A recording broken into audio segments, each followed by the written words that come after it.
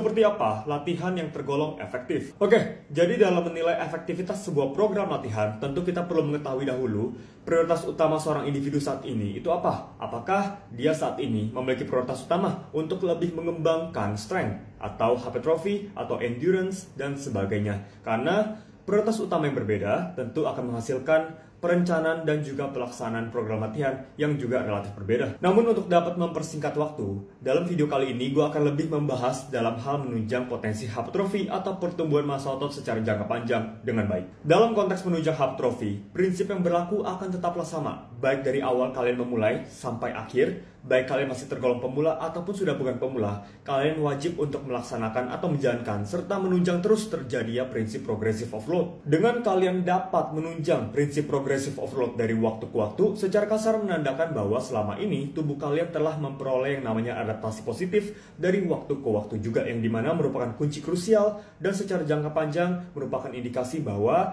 kemungkinan selama ini kalian telah memperoleh yang namanya hypertrophy atau pertumbuhan massa otot. Untuk dapat menunjang terjadinya progressive overload dari waktu ke waktu, secara kasar ada dua faktor yang perlu diperhatikan dan dicukupkan, yaitu stimulasi yang mencukupi pada bagian otot yang kita latih, serta juga recovery yang memadai. Mengenai faktor stimulasi yang mencukupi, kita tidak hanya sekedar berbicara mengenai apakah set yang kita lakukan sudah mencapai kondisi close to failure atau belum, melainkan ada beberapa faktor di luar sana yang perlu dijadikan pertimbangan dan senantiasa berkontribusi untuk dapat menyimpulkan bahwa otot yang kita latih sudah tergolong terstimulasi dengan baik dan mencukupi secara jangka panjang. Jika kita kaitkan dengan pertanyaan di atas ini, maka tentu yang namanya jumlah variasi gerakan itu hanyalah salah satu dari sekian variabel yang dapat senantiasa berkontribusi dan bekerja sama untuk menghasilkan akumulasi stimulus yang relatif mencukupi untuk menunjang potensi hypertrophy yang baik secara jangka panjang. Dengan kata lain, terlepas sebanyak apapun jumlah variasi gerakan yang kalian terapkan untuk melatih suatu bagian otot dalam tubuh kalian, tidaklah menjamin bahwa bagian otot tersebut akan memperoleh potensi hypertrophy yang lebih baik. Lalu kita masuk ke faktor berikutnya, yaitu recovery yang memadai. Banyak di antara mereka yang masih tergolong pemula memiliki pola pikir bahwa semakin sering mereka melatih suatu bagian otot, artinya pertumbuhannya akan semakin cepat terjadi.